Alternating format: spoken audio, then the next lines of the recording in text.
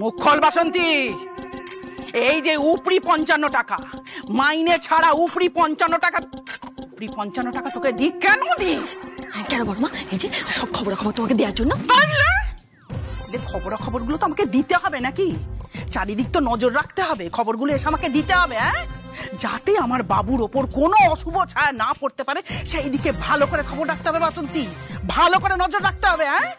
বিশেষ করে এই আলোর বোনটা, ওর ধরন ধারণ না আমার একদম ভালো লাগে না, একদম না। ওর ওপর ভালো করে নজর রাখবি। নজর তো রাখি বড়মা, কিন্তু ওদের না এখন এই বাড়িতে কথা বলতে আমি খুব একটা দেখি না। কি বললি? কথা বলতে দেখ না? না বাসন্তী, ভালো করে নজর রাখ, চারিদিক নজর রাখ, আর আমাকে সব খবর দিবি। না না না না না, আমার বাবুর উপরে আমার পুরোপুরি আস্থা আছে, পুরোপুরি ভরসা আছে, পুরোপুরি বিশ্বাস আছে। আমার বাবু কোনো খারাপ কাজ করতে, কিন্তু ওই মেয়েটার উপর না আমার একটুও ভরসা নিয়ে। আমি বলছি না তুই ফাঁকিবাজি করছিস বাসন্তী, সব খবরগুলো আমাকে ঠিক মতো দিচ্ছিস। আমি তোর এই যে উপরি 55 টাকা দিয়ে সেটা তোকে দেবো নে, কেটে নেবো। যা যা বড়মা, এমনটা বলো না। বলো, আমি তো তোমার সব কথা শুনি, তাই না? আমি তো তোমার খুব বাধ্য। কেন? এই যে বাসর রাতে ওই দেমাকি মেয়েটা কান্নাকাটি করছিল, আর সেটা দেখে আমাদের বাবুদাও কাঁদছিল। আমি তোমাকে বলিনি? বলো। কি রে মা, এই কথাটা তো তুই আমাকে বলিস নি। ও, বলিনি বুঝি? ওই ছায়া, আলোর বোন ছায়া ফ্যাঁচ করে কাঁদবে কেন? আমার বাবুর মন হলো তুলোর মতো নরম, তুলোর মতো। অন্য লোককে কাঁদতে দেখে আমার বাবু তো কেঁদে ফেলবে। না না না না, আমার বাড়িতে এসব ফ্যাঁচ ফ্যাঁচানি কান্না টানা চলবে না। আমি আজই আলোর সাথে কথা বলবো, আজ। আজ আলো, ও আলো। ও মা, তাদের দেখে কি লাভ গো? তারা তো কেউ এখন বাড়িতে নেই। তারা না ওই নতুন জামাইবাবুর ভাড়া বাড়িতে গেছে ওই পাজি বাড়িওয়ালাকে শায়েস্তা করতে। ও মা, তো এই খবরটা তো তুই আমাকে দিস নি। আরে বাবা, দিতেই তো এসছি গো। জানো তো বড়মা, আমার না তদন্ত করে একটা কথা মনে হয়েছে। বাবা, তুই আবার তদন্ত শিখে গেছিস? তদন্ত বানান জানিস? তা মুখ পুরি তদন্ত করে তুমি কি বের করতে পেরেছো বলো? জানো তো বড়মা, আমার না ওই নতুন জামাইবাবু লোকটাকে খুব একটা সুবিধার মনে হয় না। ও না ওই কেমন যেন সবসময় চোখ দুটো টুলুর করে ঘুরছে। আচ্ছা তুমি বলো তো বড়মা, ও মন একখানা লোককে কি কেউ বাড়ি থেকে বার করে দিতে পারে পিটিয়ে? কি জানি বাবু, এসব ঝামেলা না আমার আর ভালো লাগে না। আমার বাবু শুধু আমার বাবুকে সামলাতে পারলে আমার আর কিচ্ছুটি চাইনি, কিচ্ছুটি। তুই নজর রাখ বাসন্তী, ভালো করে নজর রাখ, চারিদিকে নজর রাখ। আচ্ছা বড়মা, ওরা যদি বাড়িতে কিছু করে তাহলে আমি নজর রাখতে পারবো, কিন্তু ওরা যদি বাইরে মেলামেশা করে তাহলে আমি কি করে নজর রাখবো? যেমন ধরো, এখন ওরা বাইরে ওই কফির দোকানে বসে হাতে হাত দিয়ে আঙুলে আঙুল জড়িয়ে কফির কাপে সুরুত সুরুত করে চুমুক দিচ্ছে।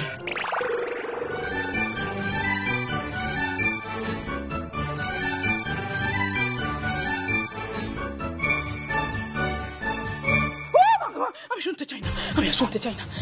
কিন্তু বড়মা, এরকমটা তো হতেই পারে বলো? ওই আমি না সিনেমা সিরিয়ালে দেখেছি, প্রথমে ওই হাতে হাত দিয়ে ঘুরবে,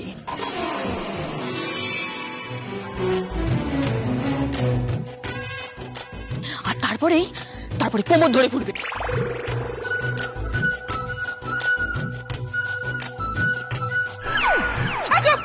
চুপ, একদম চুপ।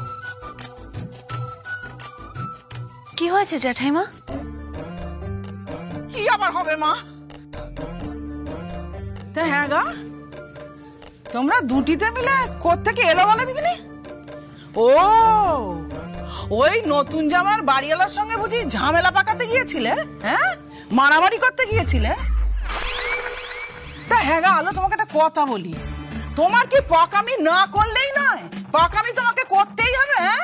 আচ্ছা, ও তো নতুন জামাই নাকি, ওর সঙ্গে বাড়িওয়ালার এমনিতেই ঝামেলা পেকে গেছে, অপমান করে তাড়িয়ে দিয়েছে। তা সেই অপমানটা যাতে আরো বেড়ে যায় তার ব্যবস্থা করতে গেছিলে? আচ্ছা, এই বাড়িওয়ালা যদি গুন্ডা পাঠিয়ে গুন্ডামি করে আমাদের বাড়িতে, তখন কি হবে বলে দেখিনি? না না জ্যাঠাইমা, ওসব কিচ্ছু হবে না। কিন্তু তোমরা তো জোর দিয়ে বলছোই বা কি করে যে এসব কিছু হবে না। ভাইয়া, ওরা খুব সাংঘাতিক লোক। যখন জানলাম যে আলো আর তুই ওই বাড়িতে গেছিস, তখন থেকে আমার টেনশন শুরু হয়ে গেছিল। এটা তোমরা কি করলে আকাশ? এত বড় রিস্ক কেউ নেয়? তাহলে কি করতাম? চুপ করে থাকতাম? অন্যায়ের প্রতিবাদ করতাম না? দেখুন অনিকেত বাবু, আমরা কেউ চুপ করে থাকতে পারিনি বলেই গেছিলাম। অনিকেত বাবু, আপনি ভালো মানুষ বলে যে যা খুশি তাই করবে আপনার সঙ্গে, না এটা আমি কিছুতেই মেনে নিতে পারবো না। আর জ্যাঠাইমা, জ্যাঠাইমা, আমি আমার আপনজনদের অপমান কখনোই সহ্য করতে পারি না। যদি আপনাকেও বাড়ি এসে কেউ অপমান করে যেত, আমি সেটাও সহ্য করতে পারতাম না। আমি তার কাছে জবাব চাইতাম। এবার আপনিই বলুন, আমি কোনো অন্যায় করেছি? না, তা অন্যায় করনে, কিন্তু কি জানো তো আলো, কখনো কখনো না ওই আপনজনদের বিপদের কথা ভেবে প্রতিবাদ না করে চুপ করে থাকতে হয়, যদি আপনজনদের কোনো ক্ষতি হয়। কিন্তু তাই বলে অন্যায়কে মেনে নেব? বাড়িওয়ালার সাথে দেখা হলো? হ্যাঁ, দেখা হয়েছে, উচিত শিক্ষা দিয়েছি। অ্যাডভান্সের টাকাটাও ফেরত দিয়ে দেবে বলেছে। কিন্তু যে কাজটা আসল কাজ সেইটা তো করছো না বাপু। হ্যাঁ, তোমাদের বাড়িটা ব্যাংকের কাছে বন্ধক দেয়া আছে, সেইটা ছাড়াতে হবে, তো সেই কাজটা মন দিয়ে করো না বাপু।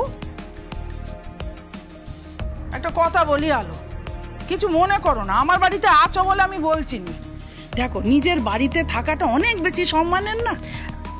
আমি জানি জ্যাঠাইমা, আমরা কেউ আপনার কথায় কিচ্ছু মনে করছি না। আপনি একদম ঠিক বলেছেন জ্যাঠাইমা, আপনি একদম চিন্তা করবেন না।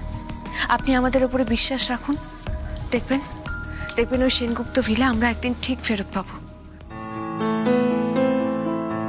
ওই বাড়ি ফেরত পেয়ে আমরা আবার সুখে শান্তিতে থাকবো। হ্যাঁ, আর সেই দিন এই খিটখিটে ছুচিবাই বুড়িটাকে ভুলে যাবে, তাই তো? একদম না, তা কখনো হয়? আপনাকে আমাদের সঙ্গে টানতে টানতে ওই বাড়িতে নিয়ে যাব। কি বলছো আলো? কি আবার বলছি বর্দি ভাই, একদম ঠিক কথাই বলছি। দেখো, আমি কিন্তু জ্যাঠাইমাকে ছেড়ে একদম থাকতে পারবো না। এই দেখো পাগলি মেয়ের কথা, নিজের সংসার পেলে কেউ কি যায় রে মা? তাহলে সংসার নিয়েই যাবেন আমাদের সাথে, বাসন্তী, দীপজয় সবাই যাবে। ও মা, ও বাসন্তী, বাসন্তী, আরে যাবি? না, আমার কোনো আপত্তি নেই, তবে তবে কি? বড় মা, সেখানেই তো ভয়। কিসের ভয়? তুমি যে ওই বাড়িতে বাবুদাকে নিয়ে যাবে বলছো, হ্যাঁ, ওখানে তো ওই দেমাকি মেয়েটাও থাকবে। সেইটা তো ভেবে দেখি মেয়ে। আলো, বলছি আমরা কবে আমাদের পুরনো বাড়িতে ফিরে যেতে পারবো বলো তো? খুব তাড়াতাড়ি পালি দিদি, খুব তাড়াতাড়ি। বাবা, কি কনফিডেন্স! এত জোর দিয়ে আলো ওদের সেনগুপ্ত বাড়ি উদ্ধারের কথা বলছে কি করে? ব্যাংকের অত টাকা শোধ করবে কি করে? কিসের জোরে এত বড় কথা বলছে আলো? তবে কি ওরা তৈরি? জোর কদমে রিসার্চের কাজ চলছে, আর ওষুধটা হাতে চলে এলেই তো ওদের অনেক টাকা আসবে। কিন্তু রিসার্চটা করছে কোন ল্যাবে? ল্যাবটাই বা কোথায়? ফোনে ট্র্যাকিং চিপ ফিট করেও তো কিছুই জানতে পারছি না। আমায় বাবানের সাথে কথা বলতে হবে, আমাকে সবটা জানতে হবে, আমাকে সবটা জানতেই হবে।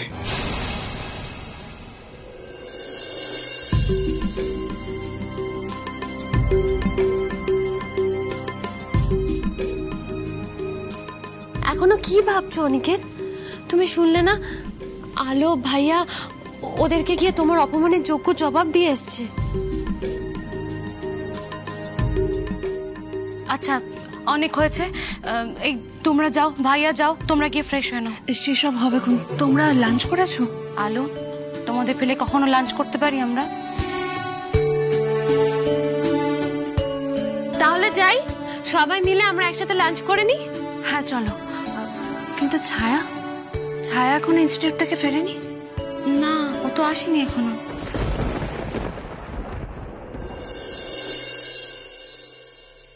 নিন, কফিটা খেয়ে নিন।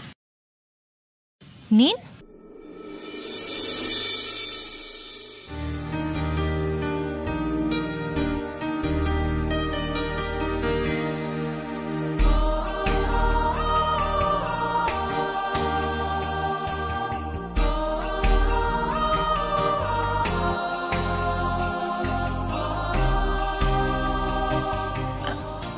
আপনি আপনি আর কিছু খাবেন? না, খিদে নেই আমার। সে কি, সেই তো কোন সকালবেলা বাড়ির থেকে এক গ্লাস দুধ খেয়ে বেরিয়েছেন। আমি কিন্তু দেখেছি যে আপনি শুধু দুধ খেয়ে বাড়ির থেকে বেরিয়েছিলেন। আচ্ছা, আপনার এখনো খিদে পায়নি? ও বুঝেছি, তার মানে আপনার মায়ের বানিয়ে দেওয়া টিফিনটা একেবারে সাঁটিয়ে দিয়েছেন, তাই না? একদম ঠিক ধরেছেন আপনি। আসলে কি জানেন তো, ওই ঠিক 12:55 থেকে 1টা এর মধ্যে আমার খিদে পেয়ে যায়। আর যখন খিদে পাই আমি তখনই কিনি, আর রোজ ওই একই সময়ে খিদে পাই। বাবা, আপনার পেট না ঘড়ি? হ্যাঁ এই বলছি, আপনি খাবেন না? আপনারও তো খিদে পেয়েছে নাকি? দাঁড়ান, আমি বলছি আপনাকে কিছু খাবার দিতে। এই ভাই না বলছি। না না না, আমি আর কিছু খাবো না।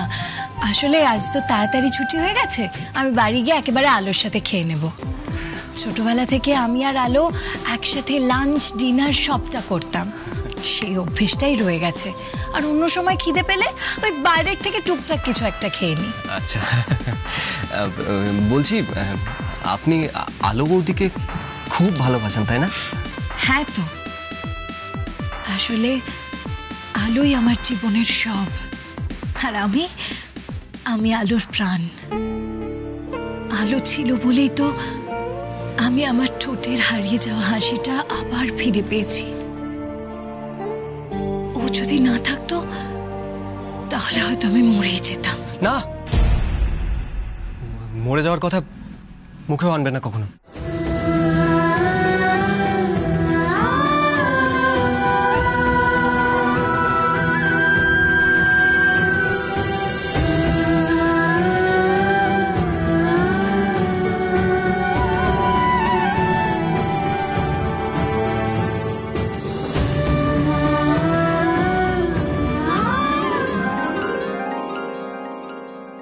আসেনি কেন? আমার কাছে বললো যে দুপুরের মধ্যে ক্লাস শেষ হয়ে যাবে, তাহলে এতক্ষণে তো চলে আসার কথা।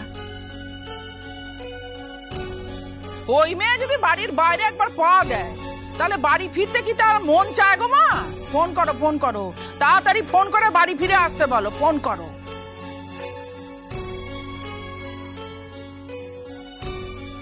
কিরে, কিরকম দিলুম?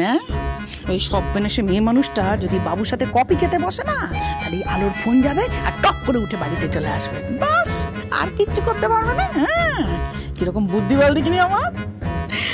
ও মা, বড় মা, সত্যি তো তোমার কি বুদ্ধি গো। এই যে আলো, বোনকে ফোন করলে না?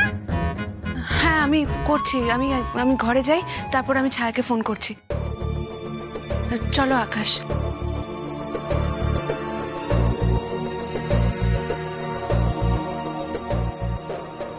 ওমা, বলছি তাহলে আমরা একটু ওয়েট করে যাই, ছায়া এলে একসাথে লাঞ্চ করে নেব। হ্যাঁ বমুনি, সেটাই ভালো হবে। ততক্ষণে বরং আমি অনিকেতকে খেতে দিয়ে দিই। হ্যাঁ চলো, তুমি খেয়ে নেবে, চলো। না আম্রপালি, আমি পরে তোমাদের সাথে খাবো, আমার একটু বেরোতে হবে। বেরোতে হবে? কোথায় বেরোবে এখন? আরে ওই অফিসের বস ফোন করলেন না, অফিসের একটা কাজে বেরোতে হবে, আর কিছু কেনাকাটারও আছে, আসছি।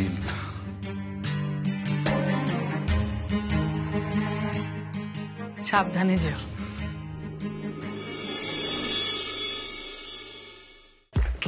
কি হলো, ছাকা খেলেন তো? আরে বাবা, আপনার কি কোনো আন্দাজ নেই এভাবে গরম কফিটা কেউ খায়? একদিকে গুন্ডা পেটাচ্ছে আর অন্যদিকে আমাকে দেখে এরকম ভাবে নার্ভাস হয়ে যাচ্ছে। আচ্ছা আপনি কি বলুন তো, আপনি আমাকে দেখে এত ভয় পান কেন? আমি কি বাঘ নাকি ভাল্লুক? হ্যাঁ না না, বাঘ বা ভালুক কেন হতে যাবেন আপনি? তবে তবে এখানে কিন্তু অনেক বাঘ ভালুক আছে। মানে আমাদের পাড়ার অনেক লোকজন এখানে সব কফি টফি খেতে আসে। ও আচ্ছা, এবার বুঝতে পেরেছি আপনি কেন ভয় পাচ্ছেন। আপনি ভাবছেন যে আমার সাথে আপনাকে কেউ দেখে যদি আপনার মাকে গিয়ে বলে দেয় তখন আপনি কি বলবেন? আচ্ছা আপনি কি বলুন তো, হ্যাঁ আপনার এতটুকু যখন সৎ সাহস নেই তাহলে আপনি কেন এলেন কফি শপে আমার সাথে কফি খেতে?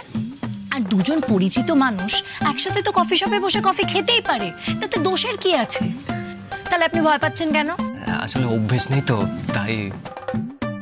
দেখুন, অভ্যেস সবকিছুর থাকে না, দিনে দিনে অভ্যেসটাকে তৈরি করতে হয়। বুঝতে পেরেছেন? নিন, এবার কফিটা খেয়ে নিন, আর ফু দিয়ে খাবেন।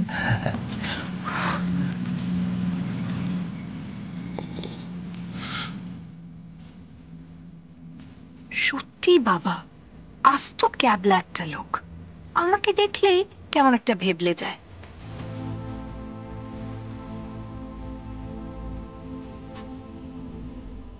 টেনশনে যেন মনে হচ্ছে আপনি একটু বেশিই হাসছেন। না না, টেনশন কই, আমি তো আনন্দে হাসছি। আসলে সত্যি বলতে কি, আপনার সাথে এভাবে বসে কফি খেতে বেশ ভালো লাগছে। তাই? হ্যাঁ, মনে হচ্ছে আরো অনেকক্ষণ আপনার সাথে এখানে বসে থাকি, প্রাণ খুলে গল্প করতে ইচ্ছে করছে আপনার সাথে, আর তার সাথে সাথে আপনার জীবনের সব কথা জানতে ইচ্ছে করছে। আচ্ছা, আপনার মনে খুব কষ্ট, তাই না?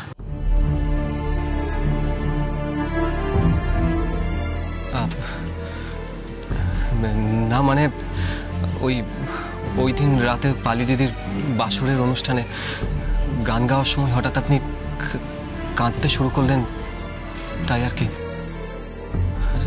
একটা সত্যি কথা বলবো, আপনাকে বাবা কাঁদতে দেখে না আমার চোখে জল এসে গেছিল।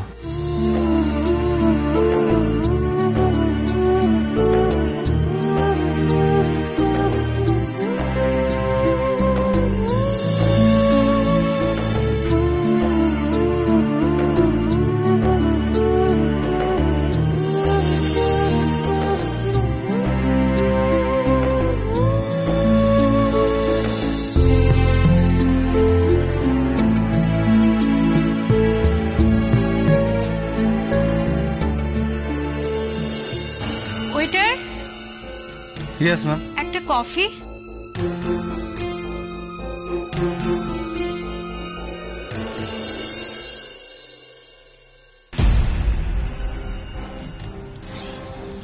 দীপজয় না, এ তো শশীকলা দেবীর আলু ভাতে মার্কা ছেলে বাবুই তো। ও বাবা, সে কিনা কফি শপে বসে একটা মেয়ের সাথে কফি খাচ্ছে। এদিকে তো মায়ের বড় বড় কথা।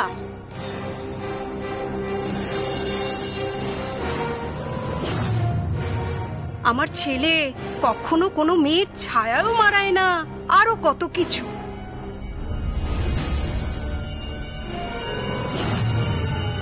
তাই এই সাদা শাড়ি পরা মেয়েটাকে বুঝি খুব মানাবে। দাঁড়াও, দেখাচ্ছি মজা। ওর ছেলে যে কত ধোয়া তুলসী পাতা সেটা দেখাচ্ছি।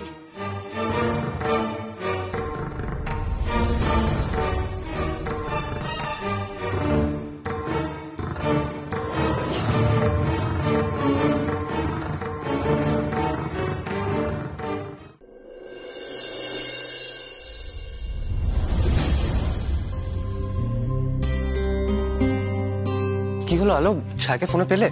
না, সমানে ফোনটা বেজেই যাচ্ছে কিন্তু ধরছে না ফোনটা। আচ্ছা, হয়তো ক্লাসে আছে, ফোনটা সাইলেন্ট করে রেখেছে, তাই তুলছে না। কিন্তু আজ সকালে বেরোনোর সময় আমায় বলেছিল যে আজ 2:30 পর্যন্ত ক্লাস। এখন তো ক্লাস চলার কথা না, তাহলে তাহলে কেন ফোনটা ধরছে না? আলো হয়তো এক্সট্রা ক্লাস হচ্ছে, তাই। এটা তো ফ্যাশন ডিজাইনিং, এটা তো গতে বাঁধা কাজ নয় যত হিসেব করে ক্লাস হবে। ক্রিয়েটিভ কাজ অত হিসেব করে হয় না। আলো কমন, ছায়াকে নিজের জীবনটা নিজের ইচ্ছে মতো একটু কাটাতে দাও। আকাশ, আমার বোনটা খুব সরল, খুব ইনোসেন্ট। ও মানুষ চেনে না। যদি নিজের মতো জীবন কাটাতে গিয়ে আবার বাবানের মতো কোনো খারাপ লোকের খপ্পরে পড়ে যায়, তখন কি হবে? ধুর বোকা, এসব কিচ্ছু হবে না। আচ্ছা, তুমি এখন একটু রেস্ট নিয়ে নাও। মনে আছে তো বিকেলবেলা কিন্তু আবার বাবার বর্দা ভাইয়ের ওখানে যেতে হবে। হ্যাঁ হ্যাঁ, মনে আছে। আমাকে যেতে হবে, কিন্তু জানো তো আমার খুব টেনশন হচ্ছে। ছায়াকে নিয়ে টেনশন হচ্ছে, আর শুধু কি তাই, এই ক্যান্সারের ওষুধ নিয়ে টেনশন। চারিদিকে খারাপ লোকেরা ওত পেতে আছে। আমাকে তো দিনে 2 বার বাড়ি থেকে বেরোতেই হবে, ল্যাবে যেতেই হবে। আর জানো তো, মাসিমণি আর মেশো আমার উপরে খুব রাগ করেছে। বারবার করে বলছিল এই পুজোতে শ্রীরামপুরে যেতে। যদিও এবছর পুজোটা খুব ছোট করেই হবে, কিন্তু তাও আমি কিভাবে যাই বলো তো? এই মুহূর্তে যে আমার কোথাও যাওয়া সম্ভব নয়। হ্যাঁ, তা ঠিক বলেছো। তাই ভাবছি কদিনের জন্য ছায়াকে শ্রীরামপুরে পাঠিয়ে দেবো, তাহলে মেয়েটার মনটাও ভালো থাকবে আর মাসিমণি মেয়েও খুশি হবে। কিন্তু কিন্তু ছায়াকে বলবো কি করে? মেয়েটা তো ফোনই ধরছে না। ধর বাবা, ভাল লাগে।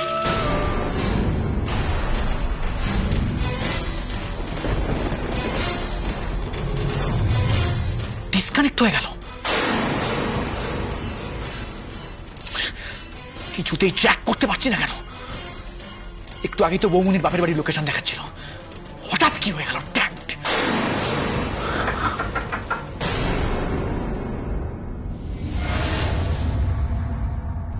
কি হলো? এটা তুমি কি করলে? ফোনটা ভেঙে দিলে? কি করলাম আমি? হে বাবা, কিভাবে যে হাত থেকে ফোনটা পড়ে গেল বুঝতে পারলাম না।